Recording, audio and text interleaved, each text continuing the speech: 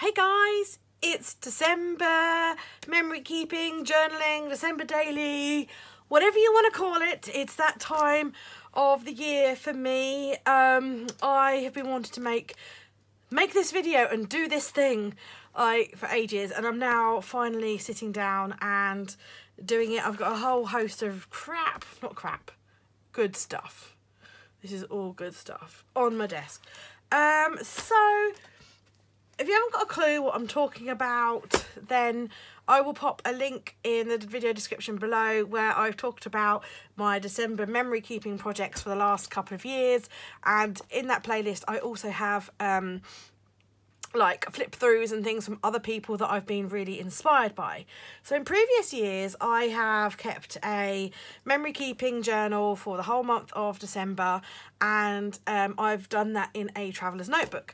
This year I thought I would do something different. I thought I would do an altered book. So let me move some stuff, because that's probably, you can probably see, I just got really excited and I gathered so many supplies and my desk really isn't that big enough.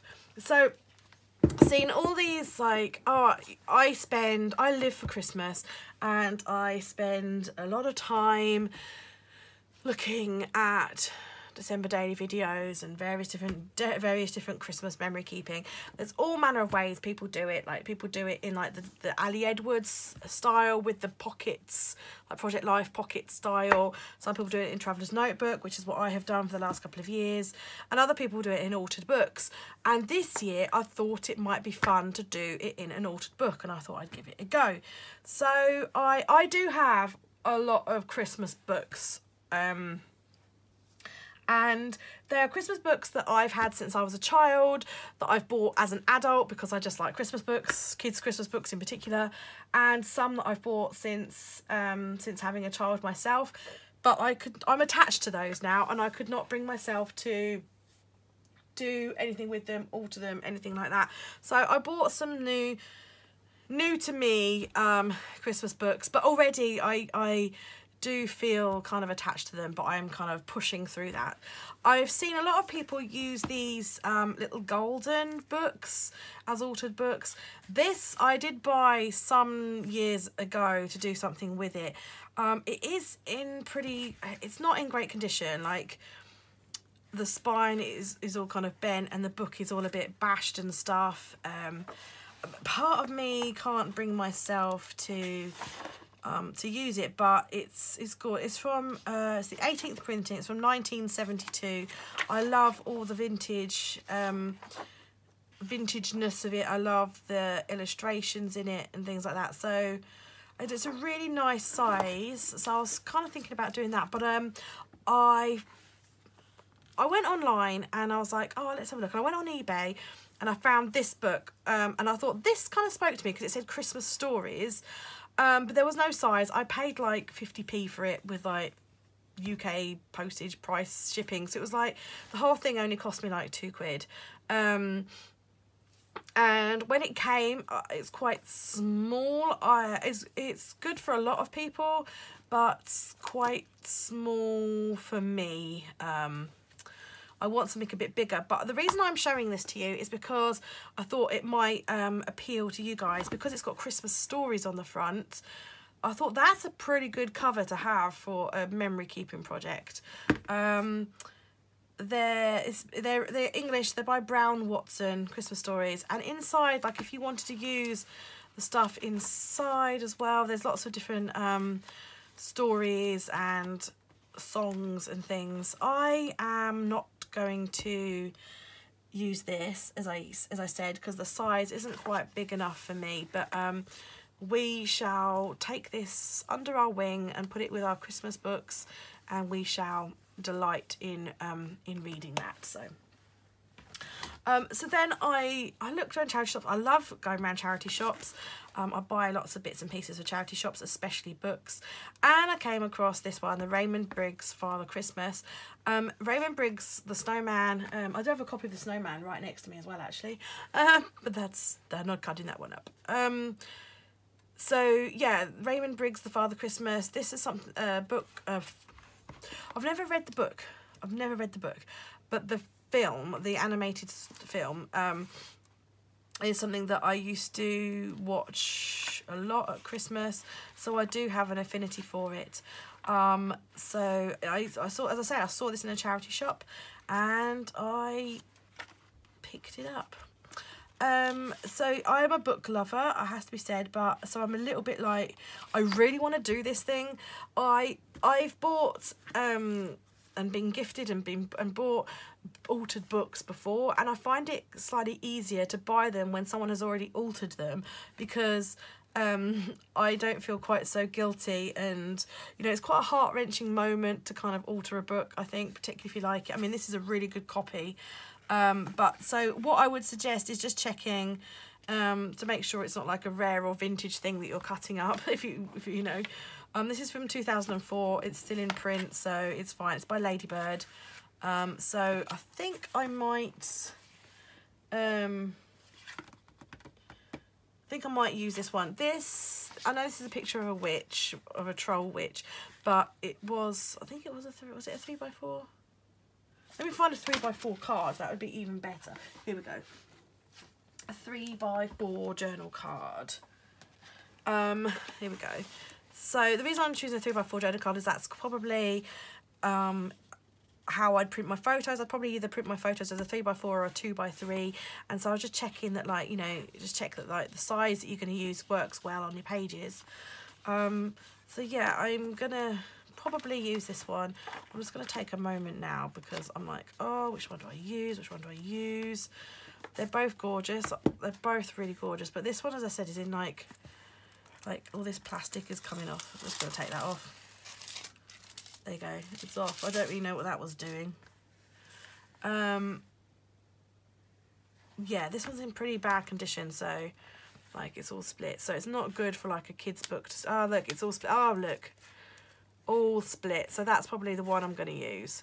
But I just wanted to show you like different options really. So you've got lots of space on there for writing and pictures. I just wanted to show you like different books that you can kind of get and that you don't have to spend a lot of money. This was 50p in a charity shop. That's all it was 50p. You don't have to spend tons and tons of money on doing this kind of thing. Right, so I am going to use, I bought one of these snazzy Zutter doodads, what they call them. Oh, what did they call it? Bind It All, that's it, a Zutter Bind It All.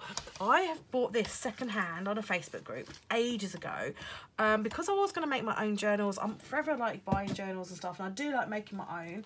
And so I bought this little baby. So I'm going to use it today. I don't know how to use it. I have never used it before, but I am going to give it a go. And so I'm going to speed up the video and just kind of voice over so you know what I'm doing.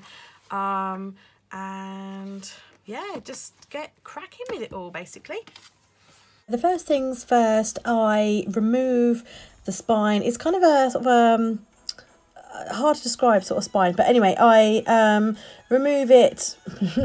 Remove sounds like I did it really well. In all honesty, I hacked it. I did not do a grand job on it.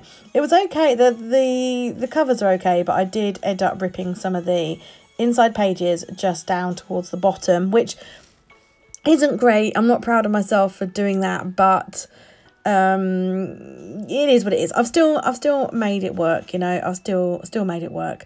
I was going to put some washi tape down the spine just to kind of seal it in a little bit better, but I decided against doing that in case the washi tape decided to kind of like come unstick, as washi tape sometimes does, and I thought it would just then look a little bit messy, so I decided not to do that.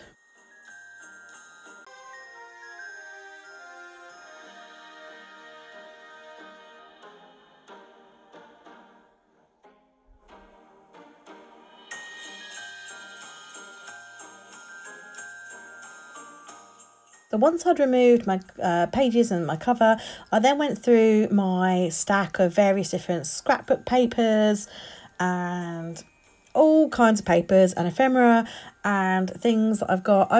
I do like my Christmas supplies, I have to say, and I do keep things from previous years, like packaging and greetings cards and all things like that. Anything that I like, it's got a pretty pattern on, that kind of stuff. I like to make make my books eclectic. They're a mix of like, they're part smash book, part scrapbook, part journal, part everything, you know.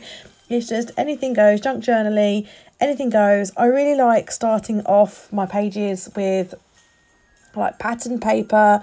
I like kind of having to use what's already on the page. It kind of pushes me a little bit and I really enjoy that. So what you can see now is my little one got this lollipop last year at Christmas, and it's got the Raymond Briggs snowman on it, and I kept the packaging. I've kept it all year, and yeah, just cutting it out. I end up so I just cut it down and I end up backing it with some scrapbook paper, because it's just cardboard on the back.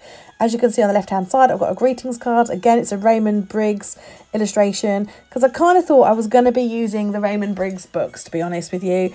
So that's why I've been like, you know, collating all the Raymond Briggs illustration stuff. Yeah, I was still like, I love the Rudolph one, but then part of me is like, oh, maybe I should have used the Raymond Briggs. Anyway, overthinking. There's always another year. So yeah, anyway, I just collate all my stuff, and I'm a bit of a plonker. I measured all my pages based on the cover. So yes, well done, Anna. So I should have just made them like a couple of millimeters smaller, just so that they fit inside a little bit better, but I didn't, you know, because I'm a bit of a doofus. I also raided my shop. Beauty of having a shop is that you can raid it from time to time, and I had these Simple Stories collections. They're part of their like Snap collection. Anyway, they're like different Project Life cards. They've got like folders and die cut shapes and things. So I just raided a couple of those out of the shop and added them. Like the folders are just a little bit too big, so I cut them down, but I used like the die cut shapes and things and added all of that into my book as well. Okay, so I've got all of my papers cut down to size and ready to go, and I've got lots of different elements and things, which I'll do a flip through of this once it's done. I've got about 40 or so sheets, because the last couple of years when I've done it, I've had more than one photo that I've wanted to document, or more than one thing that I wanted to document on a day, and you know, I don't want to be too limited. I also don't want to put too much in at this stage, because like I might want to add tip-ins and all that kind of stuff as I kind of find my way around it. So now, as I said, I'll do a flip through at the end and I'll show you everything. I keep all my offcuts that I have. I always keep them, because these make really good like little things that you can do add-ons on that kind of coordinate with the papers that you've used inside your journal and stuff. So now I need to kind of get to grips with this machine. Well, firstly I'm going to put these in order that I want them to go in the book, and then I need to get to grips with the Bind It All machine and learn how it works, basically. Okay, so we're all done. We're all binded. I had to get John to help me with the binding machine, which is why I did it off camera, because I just couldn't get my head around the instructions and stuff. I'm a bit of a wally like that. So yeah, it's all ready to go. Now it's kind of like on the rings. I perhaps could have put some more pages inside, but actually I'm trying to resist the temptation to do that, because when you start adding photos and die cuts and ephemera and stickers and enamel dots and all that, it will grow. So I expect the whole thing, like whilst it's quite like narrow at the moment, I expect the whole thing to kind of probably end up being like that when it's done, and having to get a band to keep it closed. So I'm really excited. I've never done a December daily in this ring bound method. I have never created a scrapbook, a junk journal, whatever you call it, in a ring bound method. So I'm really excited to use it. yeah, I didn't really do anything to the cover. I just left it.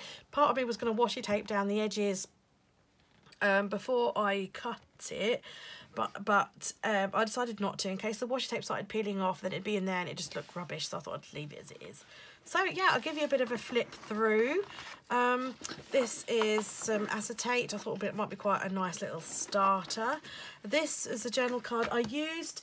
I love using an eclectic mix of various different papers and things that you've hoarded, things you've had for years, things with special meaning, all that kind of stuff. I used in the shop, I raided my shop stock. I've got quite a few of these classic Christmas packs.